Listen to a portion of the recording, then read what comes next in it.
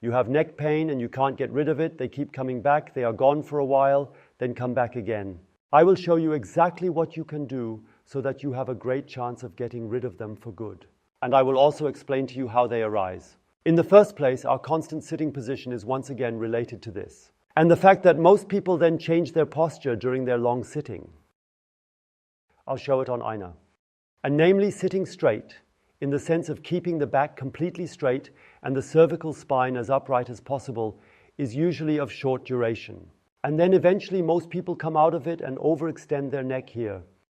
And at the moment when it is hyperextended, everything back here becomes much shorter and tense. And this is, in a few words, what takes place in this area.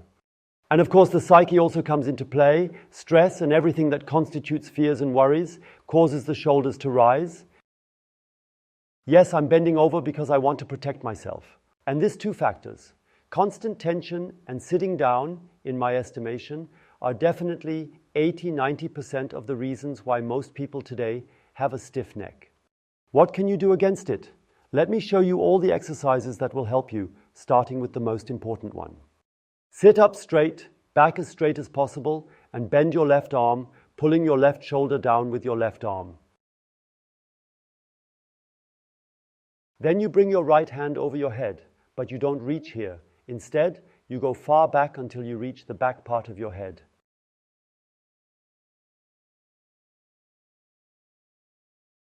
We do this so that we can rotate the head. And then you turn your head 45 degrees to the left. That's half of 90, so halfway diagonally to the left. As the final step, pull your chin back as far as possible so that the cervical spine straightens. And then you might notice already how much tension is coming from behind. And that is important because we want to stretch what is too short and too tense. And then you move your head forward down to the right diagonally 45 degrees. And then you reach a muscle during the stretching in the back left part of your neck, which is particularly important for the freedom of your neck, for the relaxation of your neck. And you do that for a total of 2 minutes. In the first minute, you increase this stretch calmly with the breathing, always increasing a little further with each exhale. From minute 2, you try to push your head against your hand. That's when the strength training comes in. But you hold the head firmly so that it does not move. And then you release the tension after 3–4 seconds. You'll notice, oh, now the head goes a little further down, and you immediately take advantage of this gap. And you do that until the 2 minutes are up. You come out slowly afterwards and do the same on the other side. Next, we supplement this by pulling the head forward. You sit up straight again, thoracic spine and cervical spine, ideally in one line. Take both hands, reach back to the top of the head. Do not grab the neck. When you bring your elbows forward, don't grab the neck either. The pull must be here at the top so that you have the largest possible lever arm from here to here. Then you can generate a lot of bending and stretching with little force. If you now pull your head forward more and more, stay straight. Do not curve your back. You must stay completely straight and only the head goes forward, and then you will quickly notice that it starts to pull directly here at the cervical spine. And the stretching sensation in the cervical spine, that is something very typical. It is usually a little burning. There is nothing wrong about it. You just have to stay within the intensity that is still bearable. It must not be negative. It must always be just a comfortable pain. And then you stretch increasingly for 1 minute, and after the first minute you try very carefully to pull your head back and up, but your hands are holding it firmly.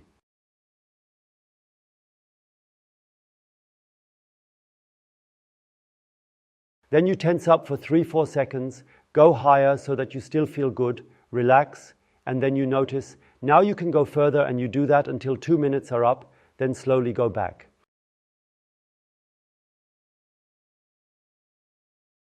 Additionally, you can pull down the left arm with the left shoulder, as in the first exercise.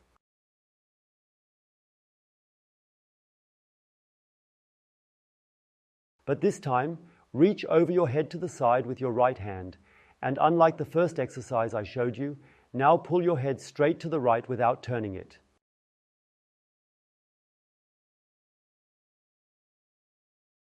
The head remains straight and only a lateral bend occurs.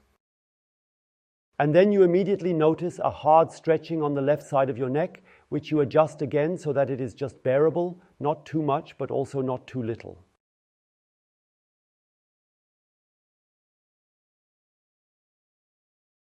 Pull down the left shoulder, it should not come up at all. As soon as you lift the left shoulder slightly, you immediately notice that the stretching decreases. So whenever you continue to raise up here, make sure to keep the shoulder down at the same time, or if it has come up a bit, let it go back down again, and then you will feel the stretch very, very clearly here. And also here, after the first minute, you start turning your head to the left, but hold it firmly.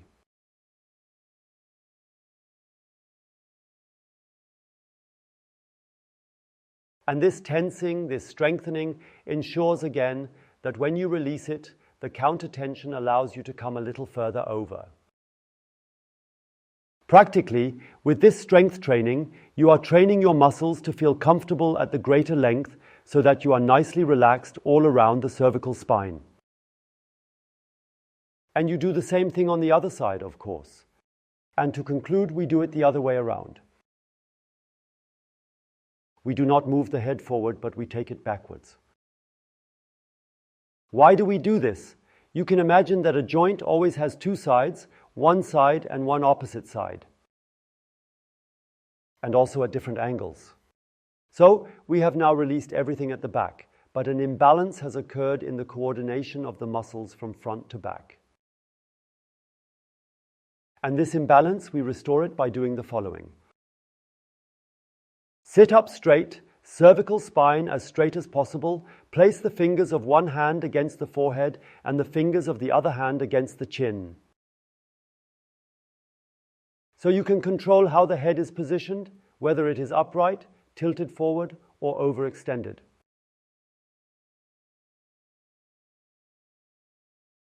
And now it's about bringing your chin back and at the same time taking your forehead back. Yes, but do not lift yet. Yes, Ina has already lifted a bit automatically. That will also happen to you, but you should focus on making a parallel movement.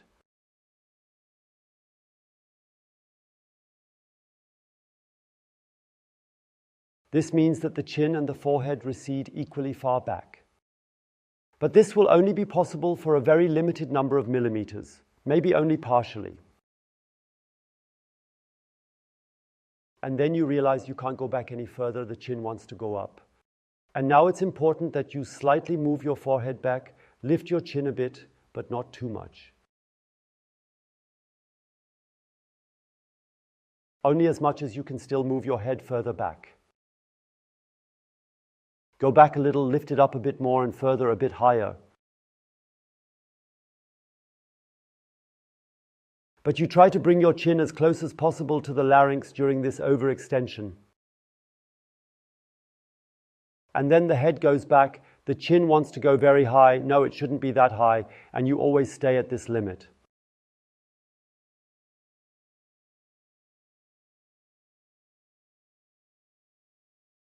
Eventually it leads to you going further and further, Ina, as far as you can, but if it's not possible anymore. At some point you can let go of the chin, then it's just about going further and further back. And I notice with Ina, she needs to practice more often, because when you do so, you can actually lay the back of your head on the back. Yes?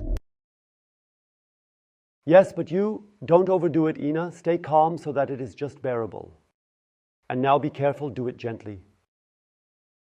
Especially with this exercise, approach carefully again and again, a little more every day, and don't overdo it, because the body needs to get used to it. All the muscles are not used to what we are doing here.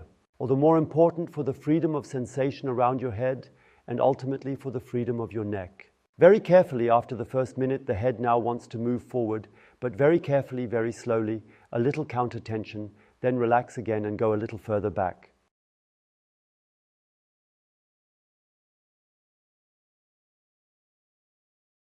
So the same thing we did before, just to the front, and you also notice Ina is trembling, so moderate the intensity.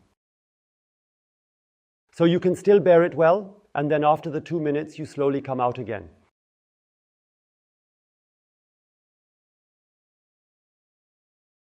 Describe exactly how it was. Very, very pleasant. But in the exercise, it was also pleasant? Not really, right? One can already feel that. One should also feel that. So it was already tense. It was pulling. Okay, because I saw you trembling, and that is completely normal. You don't need to worry about it. Okay. So, and now finally, you will get an exercise where you can practically lean your neck while resting. You lie on your back, you can do it on a mat, on the carpet, on the bed if it's hard, and then the head is now supported.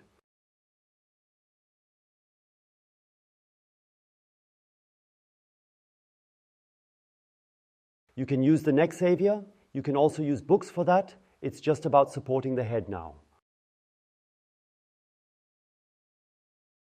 And practically elevate yourself higher, and then practically let yourself sink purely through gravity.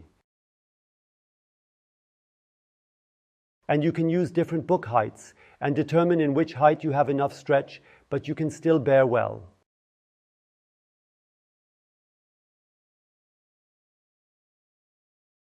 But it is not too much yet, and then watch TV while reading, listening to music, so basically without any additional time, just to relax. And I know a lot of people who even fall asleep in this position because it is so relaxing for the neck that they simply doze off because it feels so good.